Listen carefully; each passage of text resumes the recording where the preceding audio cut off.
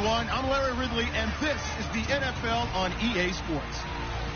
The Jaguars have had a great season and want to find a way to continue that by picking up win number 11 on the year. It's the Browns going up against the Jaguars.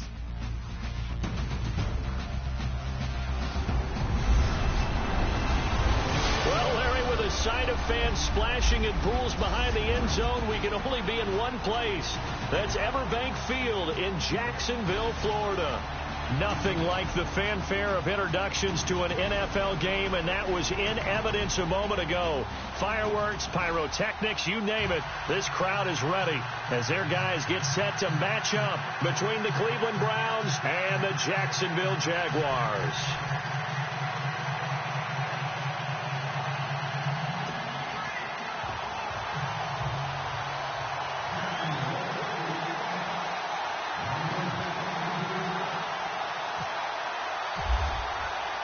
Here we go. The final week of the NFL season. Week 17 is underway. This one taken from the 7. And he'll take this across the 25. Couple extra yards up to the 27-yard line. So here come the Browns for their first drive on offense. DeShone Kizer, the former Notre Dame man, will lead his troops onto the field. And no excitement unless you're on the defensive team of last week in his numbers, because the only excitement he really generated was the one interception he threw. Yeah, no touchdown pass. Yeah, and his team wasn't real thrilled about that. And they lost the game. So I know this week has been tough on him because he's been working hard. Fundamentals, footwork, finding the right targets. And bottom line, how do they get a win? Off the play fake, Kizer. And the Jags get to him as down he goes. Carl Lawson in there to get him for a loss of 5. Well, they go play fake. The problem is nobody was faked out. And when no one's faked out, what's the end result? Quarterback gets hit.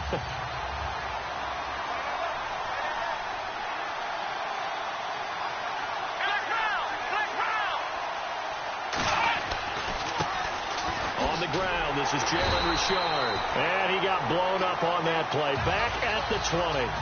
He lost 2 there. And it's 3rd down. All right, partner, let's go back over the last couple of plays. Sack, loss of yards on a running play. Not exactly the sequence that the offensive coordinator gets comfortable with when calling plays.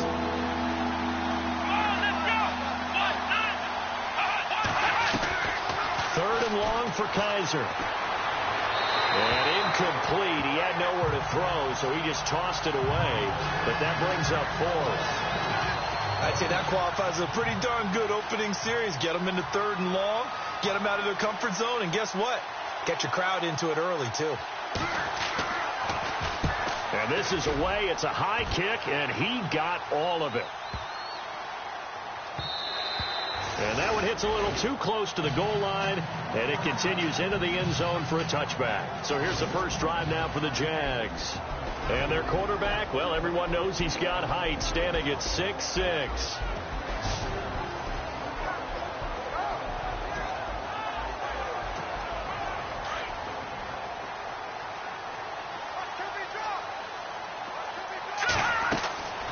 They'll come out throwing here on 1st down. They'll set up the screen to McCaffrey. And he's going to get this one across the 30-yard line. 11 yards there for Jacksonville and a 1st down as well.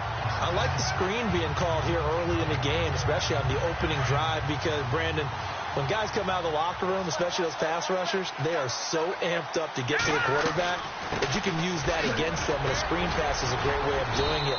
A lot of teams against good pass rushing teams, they want to run the screen 10 to 12 times in a game. 2 yards on the carry there. It'll be 2nd down.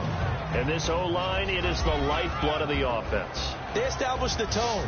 Mean, nasty, physical. They can't wait to get after people. That allows the rest of the offense to feel confident.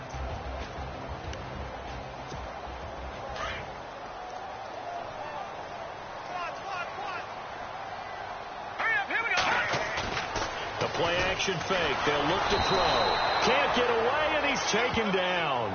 Ben Gideon coming in from that outside linebacker spot. He gets him down for a loss of 5. You know darn well both of these teams reviewed the film and saw that this defense had 5 sacks last week. They got to keep their QB upright. And they're going to try their best to do exactly that. But they're facing a team where getting to the quarterback is a mindset. It's a mantra for them. And they play a game within the game. And you know what it is? Let's race to the quarterback and see who gets there first. Well, clearly one of his advantages as a passer is his height, sit back in the pocket, fired over the middle. That makes things tougher defensively, doesn't it? It really does, because your goal is to move the quarterback off his initial spot when he gets his drop back completed. But when you have that type of height, he can stay in there if he's willing to take the hits and just fire over the top, which saves him time and actually completes a play a little bit quicker than it normally does for a quarterback that has to slide and find open space to throw. On 1st and 10, Kaiser got some room at the 30. Open receiver, that's David Njoku. And they're able to get this one across the 35. Big yardage there for the Browns, 18. A lot of tight ends just use their size and their strength, try to occupy some space and kind of body people away and catch the football. But not this guy. He's a refined route runner. Makes me wonder if he took some damage. And no escaping this time as he'll go down. They got him for a sack. Great job defensively. I think he was trying to go through his progressions, find someone to get rid of the football. Before he knew it, he was on his back. So that just brings us right back to what you said in the beginning. A great job defensively. Nowhere to go with the football. That led to the sack. Going to give this time to the tailback. And they won't fare much better here as he maybe gets back to the line.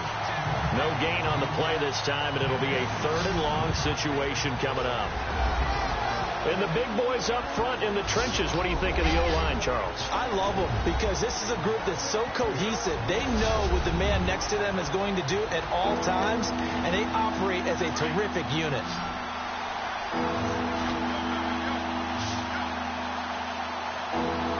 Let's go! Kaiser from the gun on 3rd. And he fires one that's intercepted. Picked off by Jamal Adams. And this one will be returned to right around the 38-yard line. Well, when you start thinking of guys that are in the mix for Defensive Player of the Year, I think you use him as Exhibit A. Maybe he's not the leading guy right now, but he's at least on the periphery and deserves to be in the discussion. And because of that, he's taken down. This will be a Brown sack. And they weren't in zone coverage. They were in man, and each man did his job. And that looked like vintage, old-school coverage, didn't it? Man coverage reminded me of an old Raiders team. They had a Hall of Famer at one corner and a Defensive Player of the Year at the other, and they just locked people down. And oh, so close as he takes it all the way to the 2-yard line. A big 3rd down play there for the Jags. 45 yards. There will always be a place for methodically marching the ball downfield. But when you can pick it up in big chunks. And that is caught. Touchdown, Jacksonville. On those slants, everything happens so quickly. What makes it work? The timing between the passer and the receiver. In this case, a slant route. Ordinarily, it's probably about 3 steps before you go on the slant. In this amount of time, I think it was a 2-step deal. Boom, put his foot in the ground and got inside for the pass. Got inside for the pass, got inside for the catch and the score. Time for our first check of the NFL scoreboard. And scoring yet again, the Colts extend that lead. And a good return as he'll be stopped just shy of the 30-yard line. We'll keep you updated on that one as it progresses. The Browns offense trotting back onto the field. And as these guys interplay in Week 17, we know one thing. They are playoff bound, but they want to win that division title. They told us that is a goal that's been posted in their locker room since day one. They've got the chance to control their own destiny. And there's nothing more powerful than saying that you won the division, because I know from building a team, when I talk with all the GMs and the player personnel directors, they always talk about to get to the playoffs in the NFL, you have to have a team that's constructed to win your division. Beat those teams first. That's your #1 path to getting there, and they can get that done in this game. And before they can run another play, the clock hits 0:00. Back with Charles Davis. I'm Brandon Gaudin. The Browns with a football to begin quarter number 2, and they've got it here with a first down.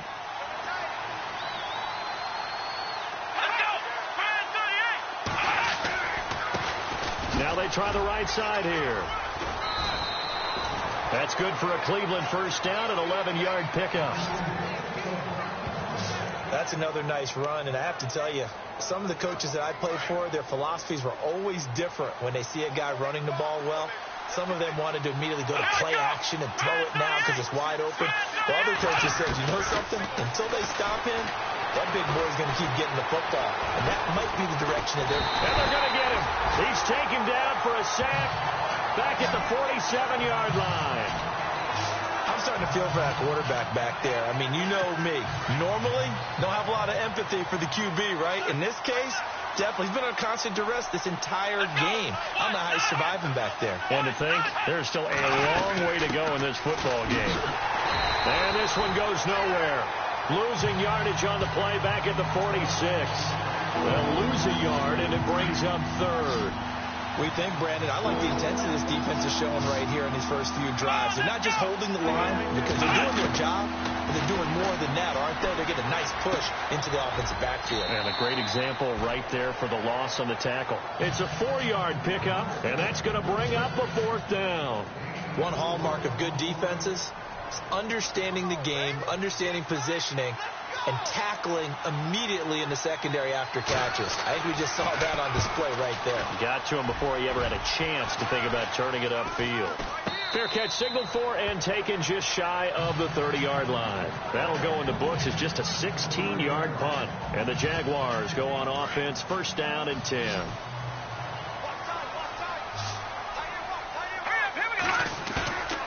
They'll look to throw here on first down. Now he's forced out left.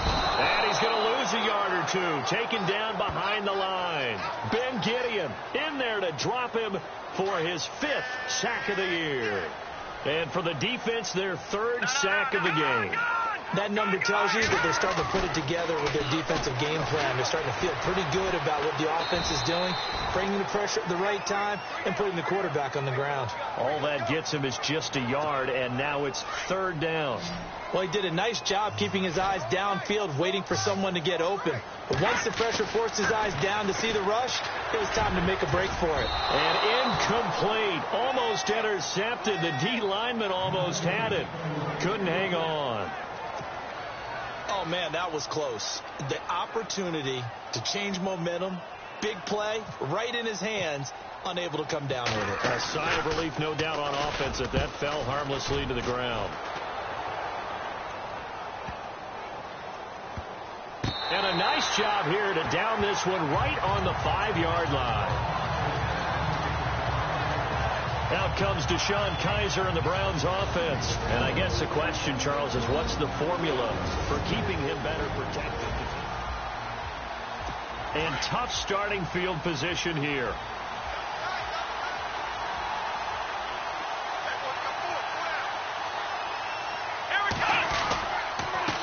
Now a handoff here to his running back.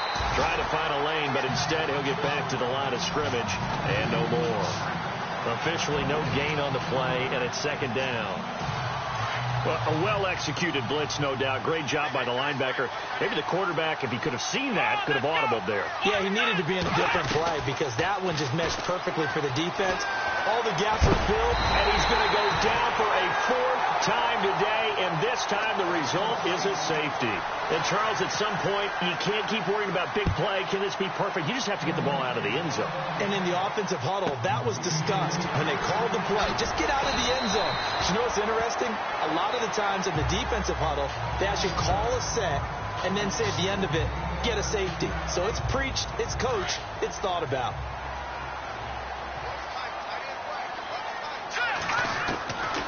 They'll try and start this drive in the air. Looking left side, that's caught by Landry.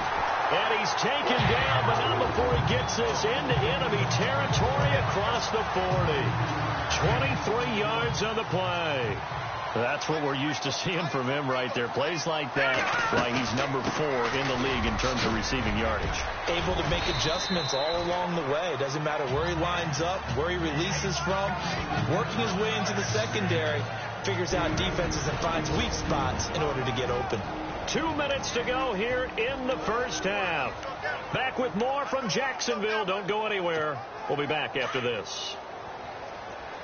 We're just 2 minutes away from sending you to Orlando for Larry Ridley in our EA Sports Halftime Report, so don't forget about that coming up shortly. Yeah, it wouldn't be a halftime without him, and we thank him for doing the highlights. Let's go get a snack. And incomplete there. A nice hit. Jars the ball free and brings up third down. Basically, you're not going to outwork two guys very often. Double coverage. I thought he was going to go somewhere else for the football. I get it. That's a stud wide receiver. You want to try to get him the football. Yeah, sometimes you rely on him a bit too much. You forget the other options that are out there. First down, Jacksonville. The passing game looking sharp on this drive for the Jags. And a good quarterback facing zone coverage. If he has just a little bit of time to survey the scene, that's what's going to happen. No doubt about it. If there's no pressure, he's going to continue to pick them apart because he rifles one that's intercepted. Picked up by the Michigan man, Jabril Peppers. And he will bring this all the way up to the 30-yard line. Brandon, this is why golfers do their best to never count a score in their head before the ball goes in the cup. This looked like a slam dunk for points on this drive, didn't it? Instead, they throw an interception, and they're going to come away empty. Following the interception, Kaiser. Open man is Amara Darbo, complete. And brought down, but not before reaching the 45-yard line. A good pickup there for the Browns, 15 yards. Kaiser on first down. And no escaping this time as he'll go down. They got him for a sack. They hustle to the line offensively. Kaiser urging them to move faster.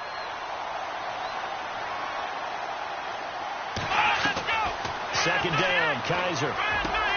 That's Njoku over the middle. And he's taken down, but not before he gets this into enemy territory across the 40. So after that big gain, let's see what else the offense has up its sleeve.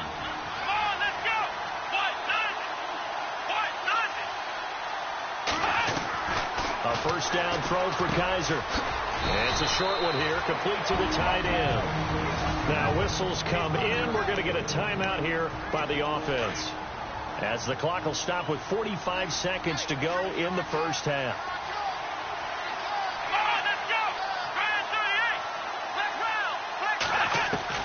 Kaiser now on second down. He's going to flip one out here to his running back. And he'll go down here right around the 23-yard line. They get 9 out of that one, and as a result, the drive continues.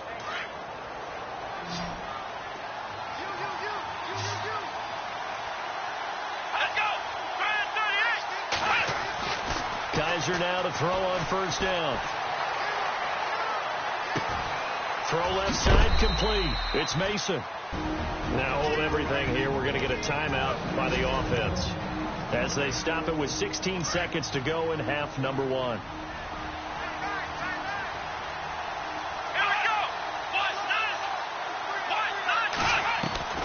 First down, Kaiser. This will be caught at about the 5. And he is into the end zone. Touchdown, Cleveland. The way this one was going, you just got the sense they needed something before half. They've at least got something on the board now. Still trailing, but a good sign. That takes me back to our preseason tour of NFL camps. You remember we talked with that one coach who said his emphasis this year was scoring in the last 2 minutes of a half, heading into the locker room. This hits it right there. Take that momentum, take that good feeling, and take the locker room, regroup, and start over. They got it here. They did indeed. A lot of football, full half to be played.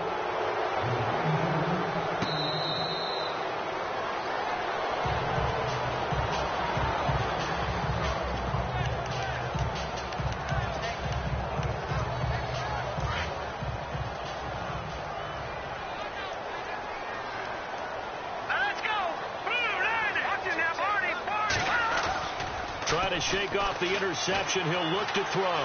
Going for the deep ball. Looking for Landry, and it's intercepted. Picked up by the Michigan man, Jabril Peppers. And his guys have got it back at the closing stages of the first half.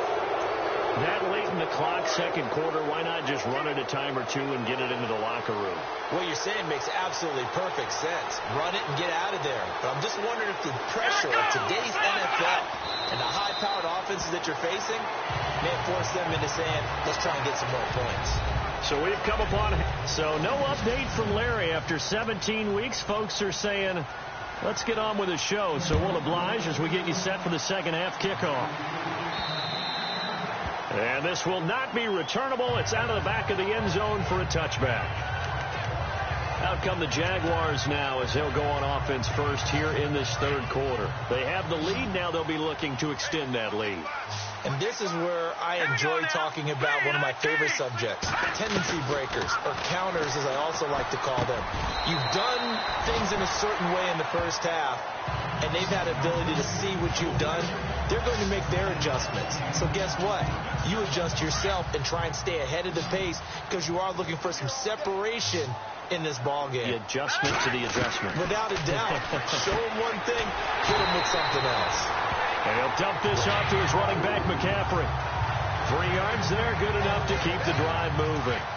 And defensively, they were in zone coverage there. Do you have to be a little careful? You're losing playing against a good quarterback like he is to not play too much zone?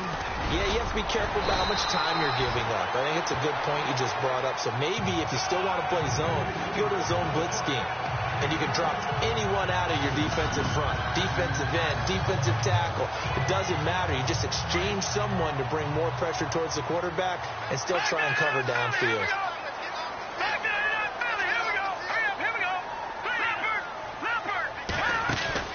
Off the play fake, he'll look to throw. It's complete to Lockett. And he's going to get this all the way down inside the 35. A good pickup there at 22. So after that big play, let's see if they can catch their defense maybe on their heels. Here we go. They'll look to throw now on first down. It's caught. Lockett. And they'll be inside the 25 now at the 24. Give him 9 there on the first down completion. Well, this is how you shake the thoughts of that interception on the last drive. You come out and start this one 4 for 4. And watching him throw it around with that type of confidence reminds me of a guy I played with way back when who told me, I don't care if I throw 10 interceptions in a row. I'm going to stay confident, keep flinging it. I just figured there's something wrong with the football. It's a pickup of 6 and good enough to move the chains. At this stage of the game, the run-pass numbers are a little bit out of whack because most of their yardage has come through the air. But in a sense, that just sets things up for big runs like that because the defense might be a little bit off balance. He'll pick up another first down with that run. They go play action here on first down. And he whips that one incomplete there. Landry, the intended target, and that'll bring up second down.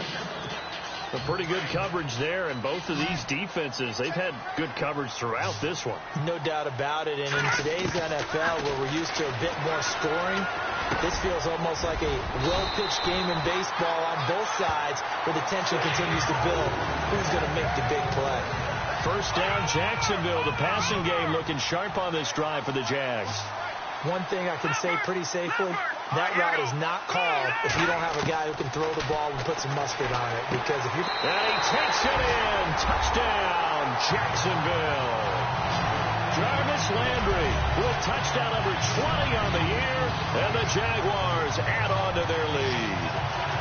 That's one of those long drives where not only do you score, but you really tire out the defense, too. That's a great point, because now they've been on the field for a long time. Them going to the bench, trying to make adjustments, trying to figure things out, but they'll do so fatigued. Now McManus on to kick this one off. This one taken from the 7. And a nice return sets him up pretty good here at the 30-yard line. Now we take a glance at the offense as they work their way back out for their first possession of the second half. They're down in this game. A chance for the offense, though, to put something on the board, get some momentum here in half 2. Try and get things kick-started for them. And you know at the half, they discussed how they were going to get that done. This is where scripting comes into play a lot of the time. How many plays do you script coming out of the second? Most of the time in the first half, you're scripting 12 to 16. I think in the second half, you're really scripting more like 8 to 10. Kind of a starter or an opener, whatever terminology they use. Just something to get you off to a quick start.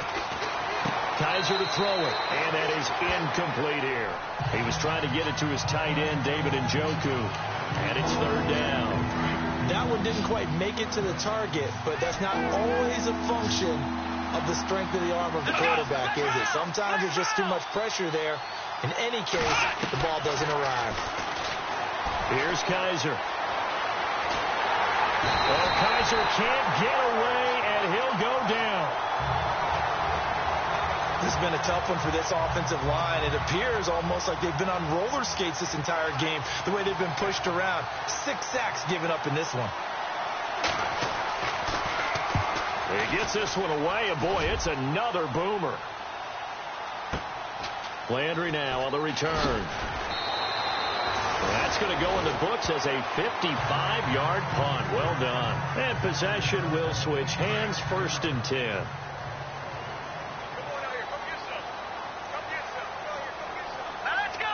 And he motions the wide receiver.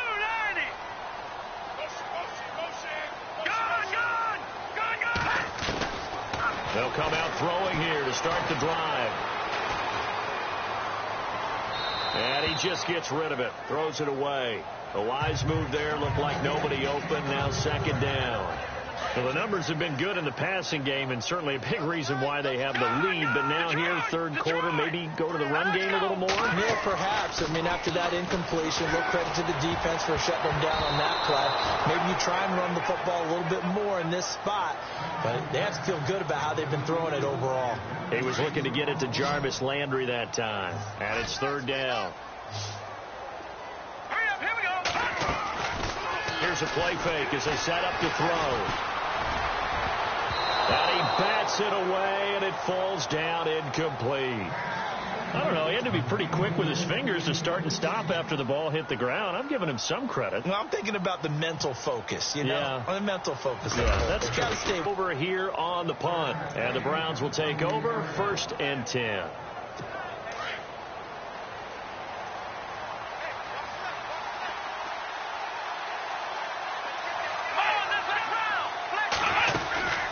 They'll run it now out of the gun. Space to maneuver at the 40. And able to get this one across the 45 before he crosses body. Picked up by the USC man, Adoree Jackson. And they have possession, and they have it at the 38-yard line. He just joined the double-digit party with that last pick. He now has 10 on the season. And that takes a great amount of skill, study, a tad bit of luck. But bottom line, he's had a heck of a season.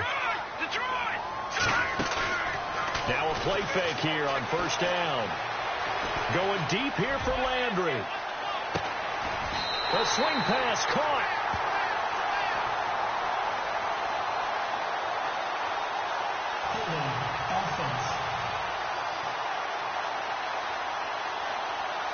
That hold coming from the left side of the line. Hands got caught in the cookie jar on that one, and the flag came out. Penalty against him. On play action, they'll throw. And he finds a man on the crossing route. Touchdown, Jaguars. A big play there. His 2nd touchdown of the game and his 9th on the year. And the Jaguars add 6 to their lead. In order to lead in a game, you're going to get plenty of contributors, but that's his 2nd touchdown catch of this game. He's one of the key guys in this one. And you better believe he'll be looking for the hat trick here as this one continues to go. They'll drop the throw, and he will get into the end zone to bump the lead up to 3 scores. Now McManus on to kick this one off. This will be fielded at the 6. That's a strong running. And he's up across the 25 and down at the 28-yard line.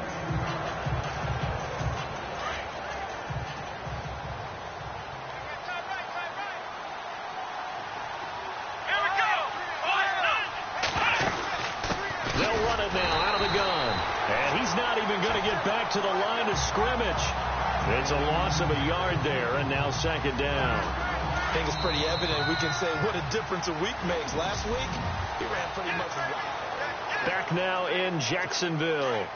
It's the Browns with a deficit. They're trailing, but with the football here to start the 4th. Now a 2nd down throw for Kaiser. Throw left side, caught by the tight end Njoku. That throw good for only a couple. It brings up third down. One thing I think that's safe to say defensively is the tackling's been really good. And because of that, it's been very, very hard for them to move the ball because you're not getting the benefits of run after catch. They're tackling almost on the spot.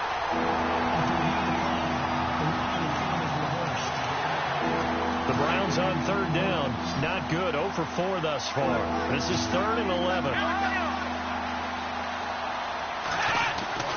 Kaiser. And he'll go out of bounds across the 35-yard line. That's good for a Cleveland first down, an 11-yard pickup. You cannot write these guys off just yet, not with a quarterback like that under center. You mean it actually crossed your mind with him running the team that you could actually maybe write this game off? Not yet. Not a chance. Not with him. We've seen it too many times. Now Kaiser. And it's a short one here, complete to his tight end. And he'll be out of bounds after getting this one across the 40. 5 yards on the catch there, brings up second down. I think it's okay there. They didn't get a whole lot on that play, but it's nice to have a safety valve that's built like this guy. Big target, guy you can spot pretty easily. Put it on him when your other targets aren't open. Again, it's Kaiser. Oh, he almost had it. Already with 1 interception, just missing his second there. I know that interception was dropped, and it would have been their 3rd of the game, and I will guarantee you, in the huddle, on the bench, all the defensive guys have been talking about is, we get this guy right where we want him. Who's going to get the next one? It almost becomes a challenge, and they've missed a golden opportunity. Kaiser now. Looking left side, and he's got a man. That's Mason. And he'll be taken down, but not before getting this inside the 30. Give him 30 yards there. And at this stage, down in the second half, looks like they just wanted to find a way to get it in the hands of their playmaker, and they did. I think you're exactly right. I don't think the coordinator's looking at his play sheet and trying to figure out which play will work well. He's trying to figure out how to get the ball to the playmaker that you just described. Looking down at that sheet, you find people plays, not necessarily X's and O's, and that's exactly what they did there. And when you're playing a quarterback with some experience and some moxie, you enter the danger zone when you decide to blitz him, because if he's able to diagnose as he did on that play, he can hurt you downfield. He reads defenses so well, doesn't he? He really does, and the best part about that play for him, I don't think that was his primary target. I don't think so either. I think he had to read, figured out where the blitz was coming from, and went to a secondary target for a really nice game. Here comes the D swarming to the line.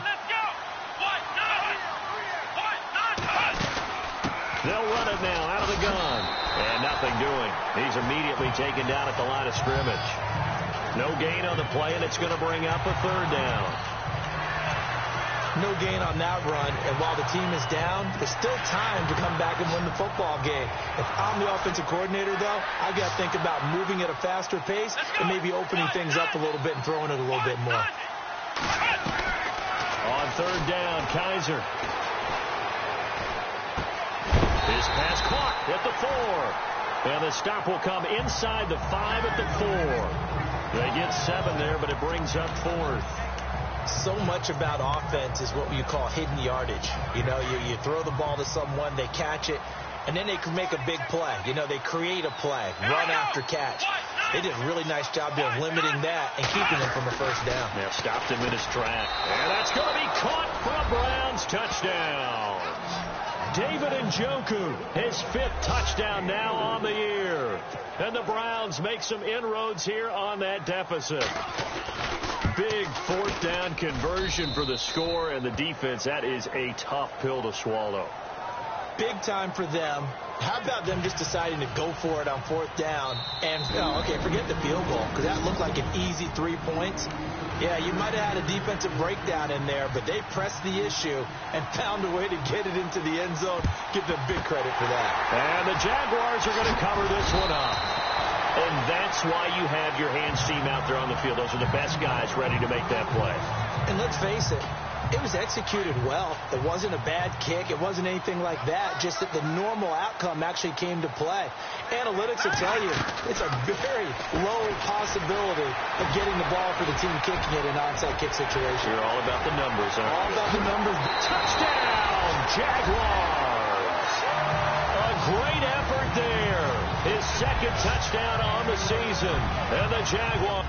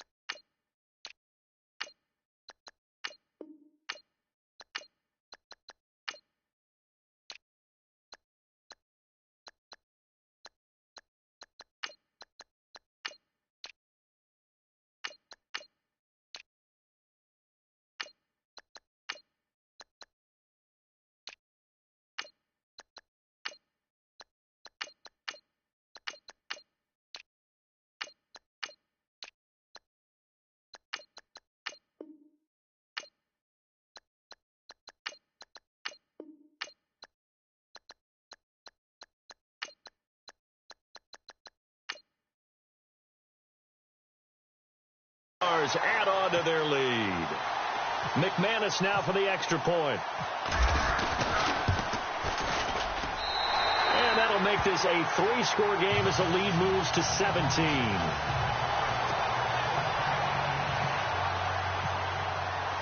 Now McManus on to kick this one off. And this will be a touchback as that sails over the end line.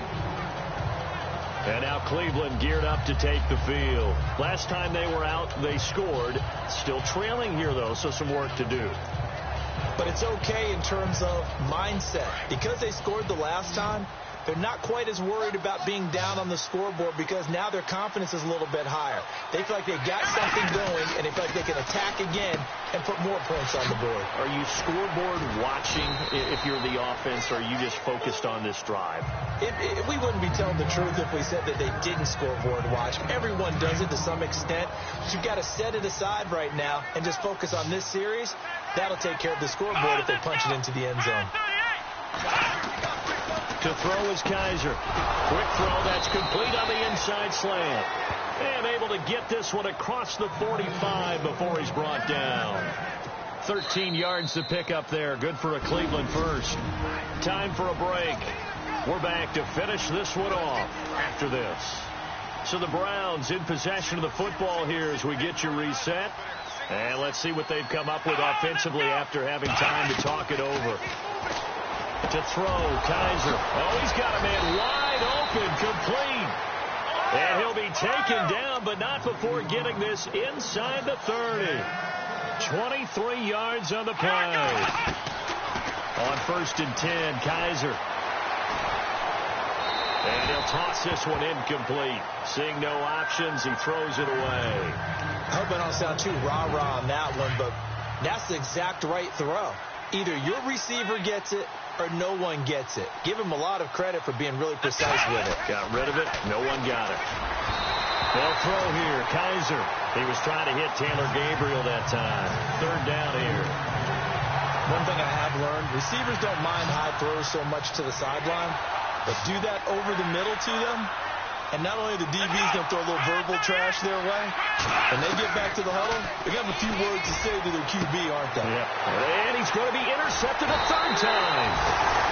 Picked off at the 11. And a big turnover there as his guys will get the football back. Well, this defensive pressure has been constant all game long. The pass rush, the coverage, they've all been excellent, and now they'll tack on an interception here as this one continues to slip just further and further out of hand. Oh, it's a screen pass. That's complete.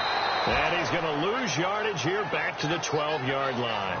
That's going to go as a loss of a yard, and it'll be 2nd down. Got to give some credit there defensively. They snuffed out that screen early on first down. Really read it well, didn't they? Because they didn't bring the pressure that they expected. They covered all the passing lanes. So once you see it break down as the passer, I think in this situation, you're throwing it at the feet of your back to make sure no one picks it up, or you throw it away, throw it over the sideline. Don't try and freelance and try and make a bigger play. There's really no one else running a pattern that should be open. To throw on third down, West. And he fires one that's intercepted. Picked off by Jamar Taylor. And they have the football and will take over at the 24-yard line. That was a really nice interception. I think it illustrates the differences between playing man and playing zone. When you're in man, all you're focused on is the receiver in front of you. But when you're in zone, you're allowed to read the quarterback's eyes and go to the ball. That's exactly what. And he'll take it into the end zone for a Browns touchdown. A great play there with touchdown number 7 on the year. And the Browns take advantage of field position on the turnover to cash this one in. And yeah, that touchdown counts for their team, but I think it counts more for the fantasy guys, doesn't it? Yeah, it's just something maybe positive to look at on film, but this one's over, let's be honest. Yeah, I agree with you totally on that one. Elsewhere in the NFL, they're in the 4th down in New Orleans. Always got some breathing room. And it was the Bucs coming away victorious there. Jameis Winston, 2 touchdown passes in the W. And a great spot to start this drive from here. That one looks like he'll throw here. And he rifles one incomplete. So many offenses want to include their running backs into their passing offense and be able to swing the ball out or check it down to them. But sometimes those guys are just not as comfortable catching the ball as they are running it. Now he'll look to throw here on 2nd and 10. Throwing left side, it's complete. Now a timeout called defensively by the Browns. It's just their first. They've got 2 more to use here in the final stages. So after that big gain, let's see what else the offense has up its sleeve. They'll run it here. This is Marlon Mack. And able to push his way forward here for a good little gain. And now the Browns are going to take another timeout. That'll be their 2nd, so 1 more chance to stop the clock here. And we'll be back. Staying on the ground with Mack. And he'll be brought down here at the 3-yard line. And play is stopped here. Timeout. It's the defense calling the timeout here. It'll be their 3rd and final timeout, so as they talk things over, we'll step aside. They'll run it with Mack. And he's going to get this back to the 3-yard line and no further. They'll say no gain on the play, and it'll be 2nd and goal. And as a defensive end, getting off the ball quickly, swarming to the football, making a tackle, that's what we saw right there. Yeah, and that's what their job is. And really, a lot of the time, they have to throttle back a little bit in the run game because you know those defensive ends, they're like in a sprinter stance. They're just headed straight for the quarterback. That was good recognition on that play to hold them to no gain.